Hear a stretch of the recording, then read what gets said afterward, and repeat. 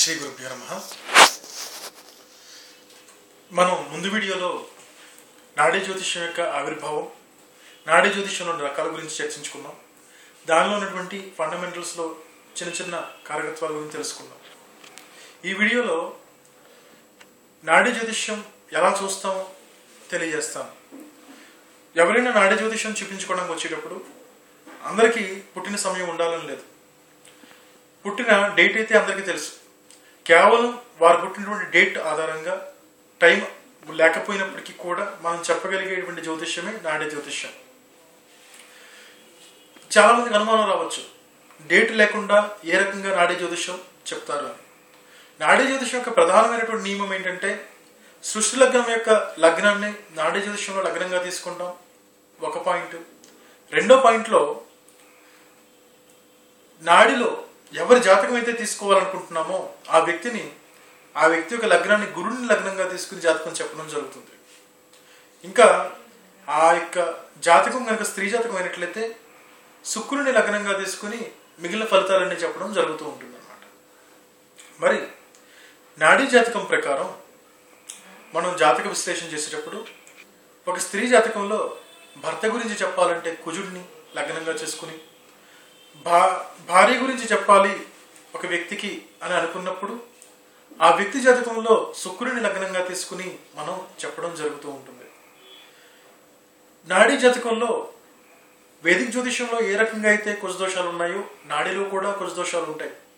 ఈ కుజదోషాలు అర్థం కానప్పుడు ఏదేదో చెప్పేసి ఆ సమస్య నుంచి తప్పించుకుంటారే కానీ ఈ యొక్క దోషం ఏర్పడటానికి వేరే కారణం ఉందని గ్రహించలేక నాడీ జ్యోతిష్యం తెలియనటువంటి సిద్ధాంతులు చెప్పేదానికి అవకాశం లేదు. కాబట్టి నాడీ జ్యోతిష్యం వేదిక జ్యోతిష్యం తెలిసినటువంటి సిద్ధాంతిని కలవడం వల్ల, అటువంటి వ్యక్తులతో జాతకం చెప్పించుకోవడం వల్ల మనం ఎక్కువ ఫలితాలు తెలుసుకునేదానికి అవకాశం ఉంటుంది. ఈ మధ్యకాలంలో భగవంతుడి దయ వల్ల ఆంధ్రప్రదేశ్లో కానీ భారతదేశంలో కానీ నాడీ జ్యోతిషము వేదిక జ్యోతిషము కలిసి తెలుసుకున్నటువంటి సిద్ధాంతులు ఎక్కువ అవుతున్నారు. ప్రతి వ్యక్తి కూడా నాడీ జ్యోతిషం నేర్చుకుంటూ ఉన్నారు. ఈ మధ్యకాలంలో మొదలవుతూ ఉంది. సో ఇక్కడ మనం చెప్పాల్సింది ఏంటంటే,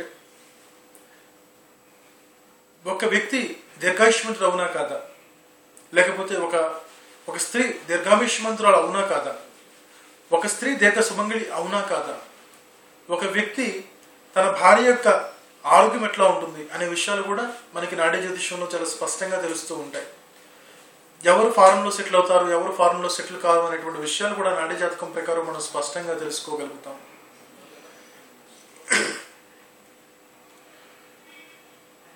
ఇంకా మనం తెలుసుకోవాలనుకున్నట్లయితే కాలసర్పయోగాలు ఏ రకంగా అయితే వేదిక జ్యోతిష్యంలో ఇబ్బంది పెడుతూ ఉంటాయో అదేవిధంగా నాడీ జ్యోతిష్యంలో కూడా కాలసర్ప దోషాలు ఇబ్బంది పెడుతూ ఉంటాయి. ఈ యొక్క అక్కడ మనం చెప్పే ఫలితాలకి ఇక్కడ మనం చెప్పే ఫలితాలకి మాత్రం వ్యత్యాసం చాలా ఎక్కువగా ఉంటుంది. నాడీ జ్యోతిషం రూఢీగా కన్ఫామ్గా మనకి ఏదైతే అక్కడ జరగబోతుందో ఆ విషయాలను మాత్రమే తెలియజేసేటువంటి అవకాశం ఎక్కువగా ఉంటుంది. సో నాడిలో కుజుడు రాహువు కాంబినేషన్ ఉన్నట్లయితే భర్తకి దోషమని, ప్రమాదమని, భర్తకి గండమని, విడోహుడ్ అని ఇలాంటి విషయాలు చాలా స్పష్టంగా తెలుస్తూ ఉంటాయి. ఈ యొక్క దోషాలకు భంగాలు కూడా ఉంటూ ఉంటాయి. ఇవి మనం ప్రధానంగా చూడాల్సినటువంటి విషయాలు. మరో వీడియోలో మిగిలిన వివరాలు చూద్దాం. ధన్యవాదాలు.